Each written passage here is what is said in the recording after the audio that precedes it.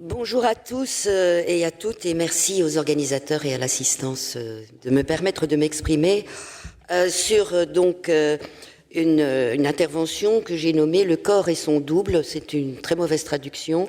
La notion d'Ambiroa, eschatologie chez les Sakalaves à Madagascar. Alors, à travers cet exposé, je vous propose de partager une vision extrêmement singulière, mais aussi très commune, que les Malgaches en général et les Sakalaves en particulier ont de la vie. Une vision singulière de la vie, pensée comme une simple étape finalement dans un long processus qui conduit à l'éternité. C'est une vision de la vie qui participe d'une représentation encore bien plus large, qui est celle de l'univers, qui articule le temps et l'espace. Une vision également assez commune de la vie, puisque, vous le verrez, je pense, à travers les exposés de cette journée, il existe des points de comparaison, des universaux, dirait Lévi-Strauss, entre les cultures et la vision, notamment, qu'ont les Malgaches avec les populations de l'Asie du Sud-Est, et notamment des Chams, ou bien encore des sociétés du Pacifique.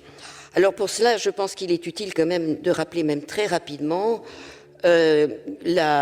l'origine et l'identité culturelle et linguistique des Malgaches. Simplement en quelques mots, je vous rappelle que Madagascar, bien que étant situé très proche, de façon très proche géographiquement des côtes de l'Afrique de l'Est, séparé simplement par l'océan Indien, est en fait peuplé de populations diverses et majoritairement d'origine austronésienne, et ce 2000 ans avant Jésus-Christ. Des contacts, bien sûr, avec la côte Est ont existé, et également avec le monde arabo-persan dès le XIe siècle. Je vous rappelle également les contacts à partir de 1500 avec l'Europe, puisque l'île a été découverte par Diego Diaz. Alors, les Sakalaves du Ménabé donc occupent, vous voyez la petite croix verte, la partie ouest, la région ouest de Madagascar, que l'on appelle le Ménabé. Il s'agit d'un ancien royaume constitué à partir du XVIIe siècle et dont l'actualité est à la une en ce moment, vu que le président de la République malgache a demandé au musée de l'homme de restituer la tête de l'ancien roi décapité par les autorités coloniales françaises. Ces Sakalaves du Ménabé ont été, on ne va pas dire isolés, mais ont eu peu de contacts, une région qui a eu relativement peu de contacts avec les Européens, ou très tardivement, ce qui fait qu'ils affichent une culture malayo-polynésienne particulièrement marquée. Alors, l'importance pour comprendre la façon, cette vision de la vie, l'important c'est maintenant de discuter un petit peu de la cosmogonie partagée par tous les Malgaches et bien présente dans l'esprit des Sakalaves. Cette cosmogonie malgache est encore aujourd'hui extrêmement vivace, y compris dans le monde académique, vu que des thèses d'histoire et de géographie se font encore sur ces thèmes. Et cette cosmogonie considère que l'origine du monde est Madagascar. Donc Madagascar est à l'origine du monde et qu'il s'agit d'un monde primordial qui, à l'origine, était peuplé de petits êtres difformes nommés sous un terme générique de Vazimba. Une partie ou la totalité de ces petits êtres premiers vont involuer, c'est le terme utilisé scientifiquement dans ces thèses, et se diversifier. Certains deviendront les lémuriens, d'autres deviendront les hommes, et d'autres encore deviendront des esprits de la nature, je les appelle comme ça, sous diverses formes. Les coucous, qui sont des petits personnages noirs, poilus, et qui peuplent encore actuellement les forêts, ou encore des Bissou, Mutsi, des Bémis, Satsi, des vieillards rampants, qui laissent des traces sur le sol dans la forêt également, ou encore des Ulunjan, des personnages qui peuplent encore actuellement les cours d'eau. Alors, toute cette variété d'êtres de la nature vivent encore aujourd'hui et se reproduisent dans les lieux de nature, bien évidemment. Et puis, à côté de cela, vivent les humains, les hommes, donc contemporains des esprits de la nature, et qui procèdent pourtant eux-mêmes de ces génies et de ce monde. L'homme a et continue à aménager ces espaces, villages, routes, champs, pâturages, cimetières, etc., en empiétant sur la nature et donc en empiétant sur le domaine des génies de la nature. Il existe donc des rituels très particuliers et spécifiques pour demander l'autorisation de récupérer des morceaux de nature pour construire le territoire des vivants. Si ces rituels ne sont pas accomplis, et c'est le cas encore aujourd'hui, eh bien des accidents arrivent, des décès et de manière beaucoup plus commune, des fractures des membres inférieurs. Alors, comment est finalement pensé le monde des vivants, enfin le monde terrestre, on va l'appeler comme ça. Le monde terrestre est dans la tête d'un sac à lave. C'est un monde qui est composé du monde de la nature, on l'a vu, et du monde des humains, mais également qui est composé d'un au-delà, qui est le pendant exact du monde des vivants, dans un lieu situé dans le coin nord-est de l'univers et qui est pensé comme exacte réplique des mondes des vivants, mais à l'envers. Donc, il est donc en miroir et les points cardinaux sont inversés. J'ai essayé de montrer, mais il semblerait qu'il manque un morceau. Vous avez au-dessus de la ligne verte le village à l'envers. Comment peut-on savoir ça? C'est qu'il y a... cette idée est extrêmement prégnante dans la vie de tous les jours. Quasiment tous les individus qui ont été malades ou bien qui ont fait des rêves particuliers ont fait un voyage qui les ont amenés, les mythes l'expliquent aussi, qui les ont amenés aux rives de l'univers, donc des humains, et ils expliquent très parfaitement ce voyage, tout comment ils sont allés jusque-là dans leurs rêves, et comment, à la pliure des deux mondes, le monde se renverse. Ils disent « Mivaliki Anju », le jour se retourne et les points cardinaux s'inversent. Donc il y a véritablement un miroir. Alors il est clair que on l'a vu tout à l'heure également, la communication entre ces trois mondes, le monde de la nature et des génies, le monde des hommes et le monde des ancêtres, est permanente. Cette communication passe à la fois par la prière, on peut parler directement avec ses ancêtres, par le rêve. Alors le rêve, eh bien c'est l'ancêtre qui vient parler à sa descendance, mais ce sont aussi les génies qui viennent parler à la descendance. Ce sont les rituels, et particulièrement le sacrifice du bœuf, dont la viande est partagée avec les ancêtres, mais c'est également la possession religieuse. Donc une personne est possédée, soit elle cherche à l'être, soit elle l'est, devient sa monture, et le génie ou l'ancêtre viennent parler à travers leur monture, donc à travers la personne. Il y a donc un dialogue constant.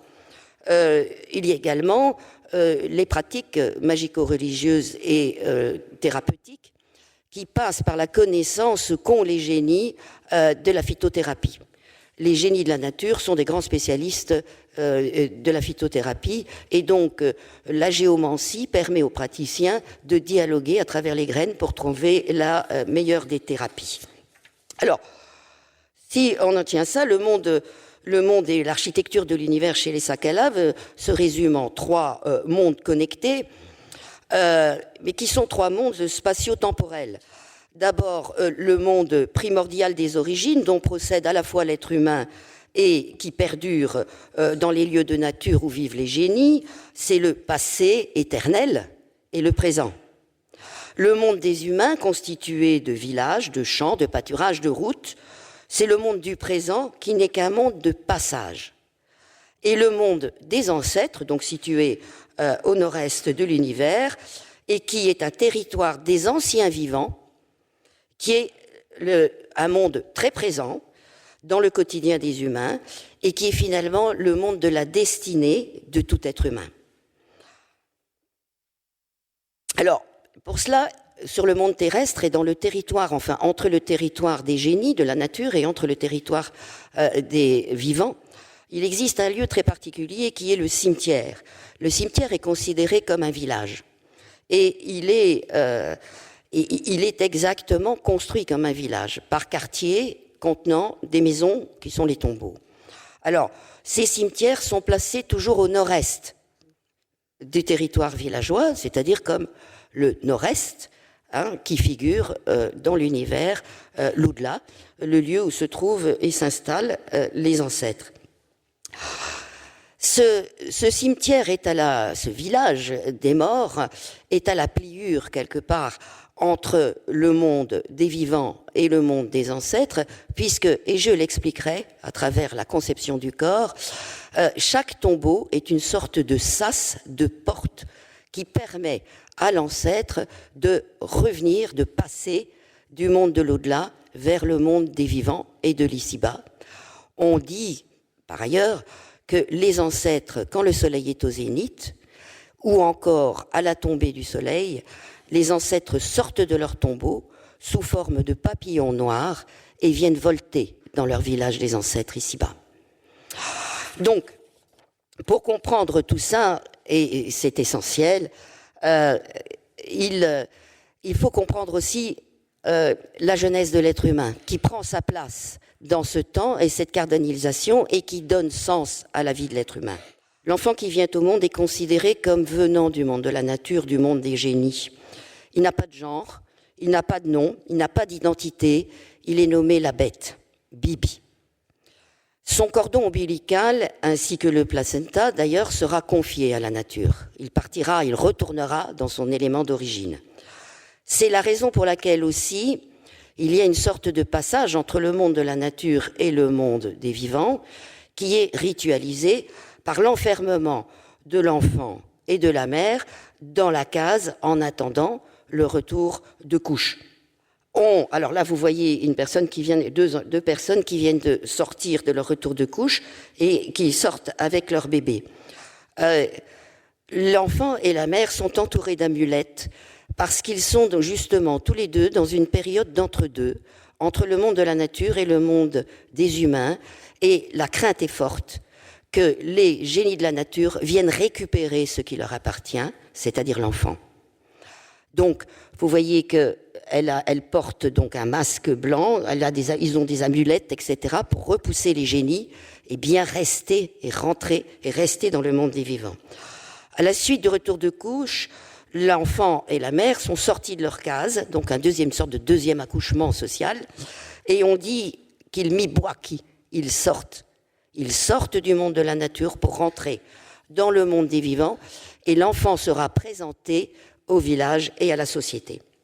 C'est un rituel extrêmement important, un rituel du passage d'un monde à l'autre, qui sera ensuite accompagné de très très nombreux rituels qui permettra d'accompagner la maturation du corps, parce que l'enfant, le bébé, est considéré comme une masse de chair liquide venant de sa mère, qui comprend simplement quelques germes des futurs ossements qui doivent pousser, ces germes venant du sperme du père. Donc, tout le processus de construction de l'humain se fera à travers l'ossification du corps et la perte de ses matières molles.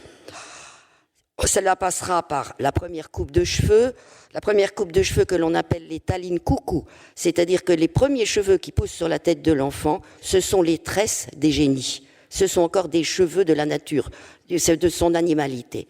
Il convient donc de les couper. Ensuite, le nom d'un sobriquet, quand l'enfant montrera son caractère humain, son fanahi, le caractère, l'esprit, l'identité. En plus de son corps, il deviendra humain. La circoncision ensuite pour les garçons et le perçage des oreilles pour les filles qui installent enfin l'enfant dans son genre. Alors, on notera qu'avant l'installation dans son genre, l'enfant qui décède n'est pas considéré comme un être humain à part entière, il n'est pas destiné à devenir ancêtre.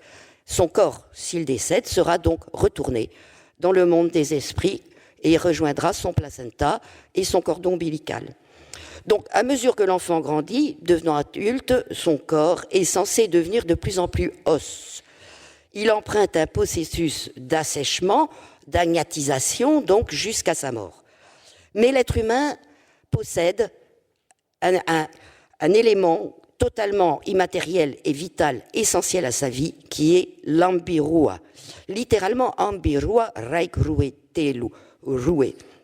Telu, c'est donc le surplus de deux, c'est-à-dire ce qu'il y a en plus de deux. Donc, dire son double, c'est un peu compliqué, c'est plutôt son triple, je ne sais pas comment lui dire, mais c'est la troisième composante, troisième composante de l'être humain qui se manifeste concrètement.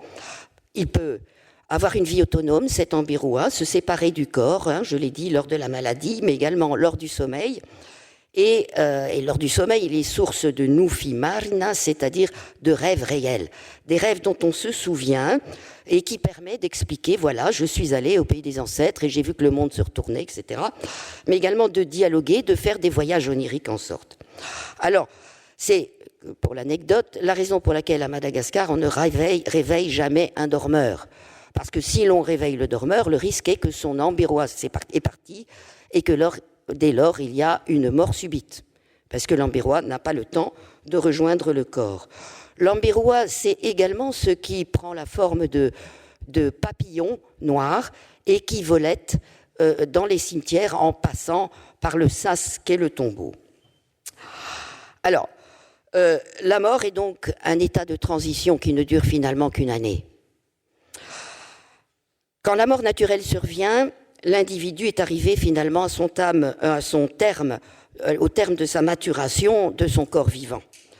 Un très grand nombre de rituels sont nécessaires, je ne pourrais pas les détailler, pour travailler sa dépouille et donc parachever ce processus d'ossification du corps, mais aussi pour permettre à l'Ambiroa de s'échapper de l'enveloppe charnelle et donc de faire son voyage, de commencer son voyage vers le nord-est de l'univers et s'installer comme ancêtre.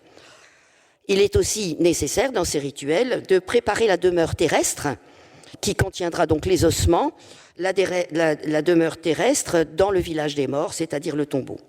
Ces rituels ont donc pour fonction, on le verra, d'expulser le mort du monde des vivants et de l'introduire dans le monde des ancêtres où il est censé moudi ou rusu, c'est-à-dire retourner.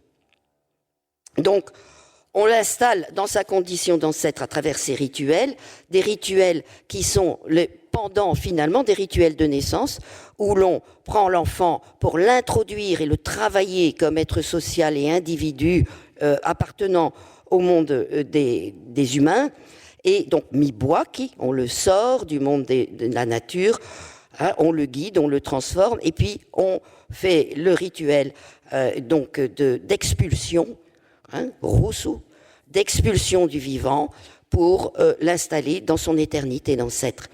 La vie n'est donc qu'un passage. Alors, le temps de l'humain donc n'est qu'un monde entre deux mondes, un temps entre deux temps, entre le monde de la surnature et le monde des ancêtres, et l'état de mort n'est qu'une étape, comme l'état de la naissance. Une transition finalement qui ne dure que très peu de temps. Alors, je rappelle très vite, et j'en aurai presque fini, le travail du corps en deux étapes, qui dure 1 an. D'abord, aider le corps à se départir de ses parties molles, alors différents, en fonction du statut social, différents moyens, mais enfin disons qu'on peut estimer qu'au bout d'1 an, le corps s'est défait et que l'Ambiroa s'est échappé. Et ensuite, tout le processus, 1 an plus tard, seconde funérailles, d'installation définitive du squelette dans sa maison et de cérémonie d'accueil définitive de l'Ambiroa au pays des ancêtres. Alors, vous avez ici une photo, vous voyez, où il y a le départ dans une auge, le départ du cadavre, la préparation et le départ du cadavre.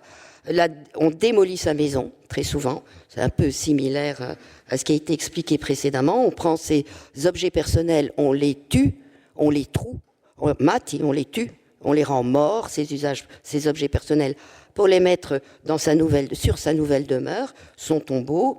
Voilà, le travail d'expulsion, vous le voyez ici, on le sort. Alors, ce travail d'expulsion, 2 minutes. Ce travail d'expulsion, donc lors des funérailles, on porte au tombeau le mort tout frais et on essaye de le perdre pour qu'il ne retrouve pas le chemin du village. Le mort est censé résister, les gens vraiment souffrent pour le maintenir. On fait la prière aux ancêtres pour dire qu'il y a un nouveau venu, on demande de bien l'accueillir pour qu'il ne vienne pas hanter les vivants et leur faire du mal. Et puis on sort du tombeau, on part et on jette des pierres pour qu'ils ne reviennent plus jamais, et on dispose donc les objets personnels. Voilà. 1 an plus tard environ, le corps a fini son processus, je l'ai dit, et on va parachever le rituel. C'est à peu près le pendant chez les mères néo-terres de ce que vous connaissez, le Famadi Anampati, le retournement des morts. La construction du tombeau est définitive. On peint le tombeau en blanc, qui est la couleur de l'au-delà, et toute la famille se tourne autour du tombeau en procession selon un ordre cardinal inversé, symbolisant le fait que le tombeau appartient à l'au-delà, même s'il est sur terre. L'ancêtre est installé dans sa condition vita, les asarati, la mauvaise chose, le mauvais travail est terminé, tout est en paix.